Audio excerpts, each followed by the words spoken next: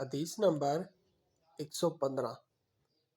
خلف بن ہشام نے بیان کیا، کہا ہمیں حماد بن زید نے ابو جمرہ سے حدیث بیان کی، انہوں نے کہا میں نے عبیداللہ بن عباس رضی اللہ عنہ سے سنا۔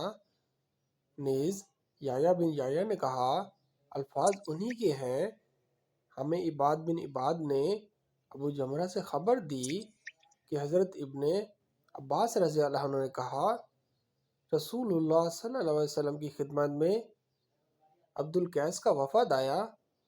وہ لوگ کہنے لگے اے اللہ کے رسول، ہم لوگ یعنی بنو ربیعہ کا یہ قبیلہ ہے، ہمارے اور آپ کے درمیان قبیلہ مضر کے کافر حائل ہیں، اور ہم حرمت والے مہینے کے سوا بحفاظت آپ تک نہیں پہنچ سکتے، لہٰذا